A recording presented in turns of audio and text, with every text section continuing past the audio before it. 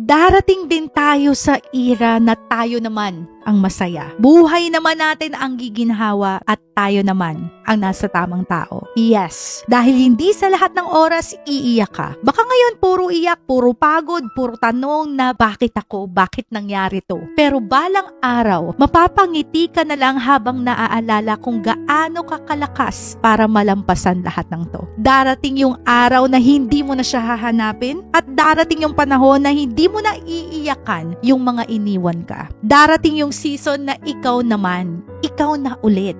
Pero mas matatag, mas marunong at mas mapayapa ka. Huwag mong madaliin ang healing. Huwag kang maiinggit sa iba dahil may sariling panahon ka para sumaya. At kapag dumating yung panahon na yon, marirealize mo, lahat pala ng sakit may dahilan. And one day, the tears will stop and your smile will finally mean peace, kapayapaan. Ito yung era mo na ikaw naman ang nasa tamang tao. Maybe it's not now, maybe hindi ngayon, maybe umiiyak ka ngayon, medyo bitter ka ngayon, medyo galit ka ngayon, maybe hindi yan yung panahon mo ngayon. It's okay. Kasi katulad ng oras na tumatakbo rin naman yung panahon ng paghilom mo. Hindi ngayon, pero darating ang era mo na ikaw naman ang nasa tamang tao. So kapag masaya na yung ex mo sa iba, let them. Kung masaya silang nasaktan ka, let them. Kung nagre-rejoice sila na may pinagdadaanan ka at naiwan kang mag-isa, let them. Because time will come na ikaw naman ang papaboran. Ikaw naman ang magiging masaya. At dun mo marirealize,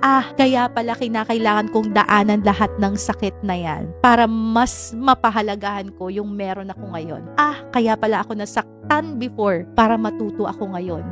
Kaya pala siya inalis sa buhay ko kasi may darating na much better. Kaya pala nagsara yung oportunidad na yon o yung relasyon na yon kasi kinakailangang may magbukas na bagong pinto para makapasok yung tamang tao sa buhay ko. Everything that happens to us has a reason. Lahat ng nangyayari, mapait man o maganda, may rason yan. At kapag ikaw ay nakalugmok ngayon, nasasaktan ngayon, nahihirapan ngayon, be excited kasi time will come. Lahat ng yan magkakaroon ng value. Why it needs to happen? Because God needs to prepare you for a better you, a better opportunity, a better man for you.